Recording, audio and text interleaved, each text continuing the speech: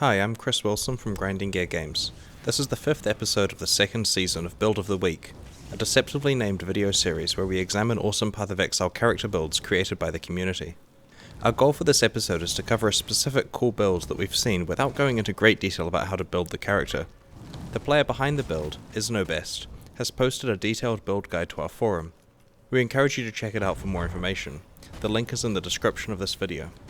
In the 1.1.1 patch in March, we added a new unique item to the game called 3 Dragons. As you can see, this unique is very clearly a build-enabling unique.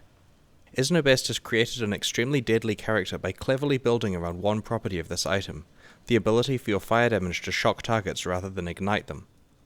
In order to take advantage of the fact that the shocked state can stack up to 3 times, it was vital to pick a skill that applies fire damage very quickly, Incinerate. An important support gem is a maximum quality added lightning damage gem, which adds a flat 10% chance to shock. The lesser multiple projectiles, fire penetration and faster casting support gems are also used to substantially increase damage potential. While a heavily supported Incinerate is the primary skill the character uses, it has access to a few others when needed. Flame Totem has the same advantages as Incinerate and can be used when you need to increase your total damage output or when you're worried about damage reflection. With the 3 Dragons unique on, this character's Temper Shield will potentially freeze enemies as they are blocked. It also provides extra block chance, which synergizes well with the chosen items that you'll see soon. In addition to both its defensive and offensive purposes, Molten Shell has been supported by Life Leech so that it leeches a lot of life just when you need it. Lightning Warp, combined with reduced duration and faster casting, is used for fast movement and allows this build to clear maps in minutes. Here's the build's passive skill tree. It takes Eldritch Battery to convert all of the character's energy shield into mana, which is necessary for its mana-hungry Incinerate. It also allocates plenty of cast speed, life, and elemental damage. A link to the passive tree is included in the build guide linked in the description. Eldritch Battery goes really well with the Clarity Aura. Together they provide enough mana to incinerate for quite a while. The build also runs the Haste Aura, Tempest Shield, and Arctic Armor, which mitigates reflected damage from its own Incinerate. Elemental Weakness is used where needed. Sibyl's Paw is the ideal weapon for an incinerator. It provides cast speed, mana, and is currently the only way to get life gain on hit for spells. The spell damage proportional to block rate synergizes with the high block rate that this character achieves.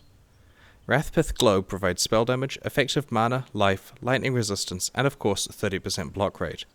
In addition to the block rate from passive skills and Tempest Shield, the Stone of Lasway unique has been corrupted to add more block rate. The Amulet Shield and one passive skill contribute to the character also having a 62% spell block chance. Its rare items provide life, armor, mana, and resistances. The rings grant quite a lot of mana regeneration to fuel the fire. Overall, this character is very effective at melting monsters.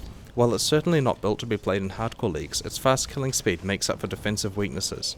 We initially assumed that it would be killed by lightning thorns, but failed to take any footage of this actually occurring. The lack of life regeneration is certainly an aspect we want to improve if we rebuilt the character. Certain map mods that penalize mana regeneration would be devastating to the way it is currently set up.